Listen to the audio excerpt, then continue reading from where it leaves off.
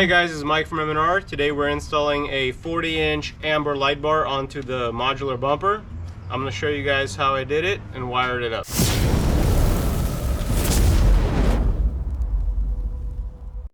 First thing we're going to do, we're going to go ahead and loosen these bolts.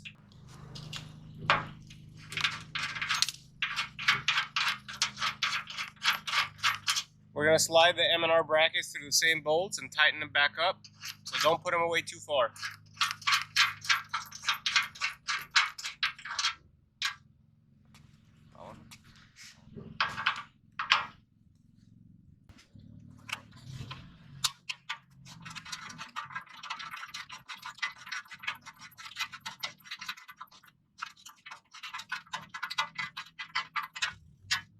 Remove the two outer bolts, one on each side of the modular bumper, and those bolts are going to be holding the mounts, the M&R mounts that are going to be holding the light bar. We're going to go ahead and use the M&R bracket, rethread the original bolt that you took out from the modular bumper, and finger thread the bolts into the bumper. The reason we say finger thread is because we're going to align the light bar in between the mounts, and then when it's nice and centered, we're going to go ahead and make the final adjustments. We're going to do the same thing on the passenger side.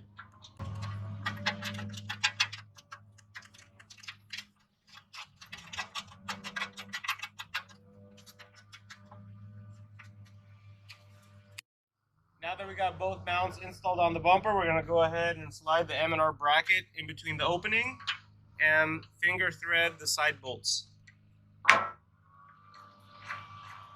forgot a washer.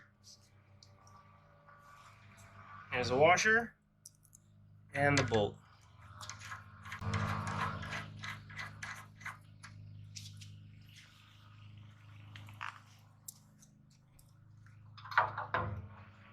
Now that we got the light bar mounted in between the M&R mounts, we're going to go ahead and tighten up the factory bolts. These should be already finger tightened from the previous step. And now it's ready for wiring. Now that we got the light bar mounted through the M&R brackets onto the factory bumper, now we're ready for wiring. The light bars come with two wires. One is the negative, one is the positive. The negative gets grounded on the vehicle chassis.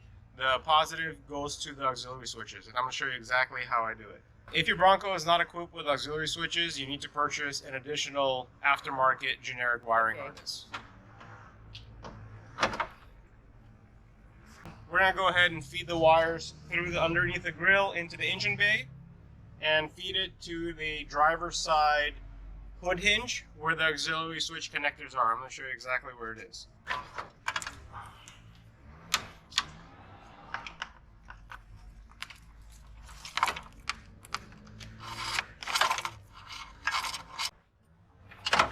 We're going to zip tie the access wiring later. For right now, I just wanted to get the wiring to this corner where the auxiliary hookup switches are. If you can tell this little bundle of wires, all of these are already hot and pre-wired. All you have to do is put a crimp connector onto the switch that we're going to be using, and we could probably even ground it on this bolt. Alright, so on the wiring harness, when you see it here, we have two wires. Since we're using the power wire for the red, we're going to put the crimp connector on here and crimp it. And then we're going to put the eyelid onto the black wire because that one's going to get grounded onto the vehicle.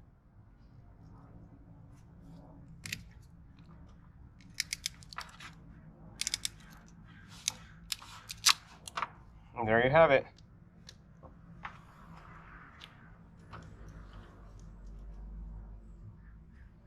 So I'm going to go ahead and spread these open a little bit. What we're going to do, since we have the eyelid, I'm going to ground it onto this bolt in the engine bay.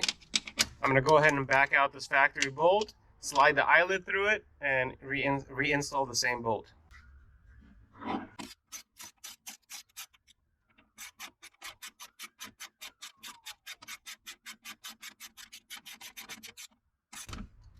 Alright, so the ground is done. All we're going to do is connect the corresponding wire. For the light bar, we're going to use switch number 3. If you look at the manual, we have switch number 3, a 10 amp fuse. It's going to be the violet and green wire. So let's see which one it is from here by looking at them. Do we see violet and green? I think it's this one. It's violet with green stripes. So I'm going to go ahead, pull on a little bit to get a little bit of length. I'm going to strip it and use that crimp connector from the previous step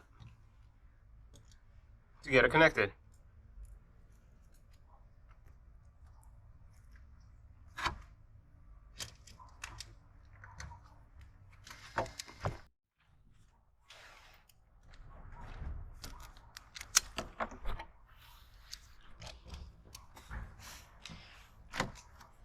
So we're going to insert this inside of the crimp connector that we were using.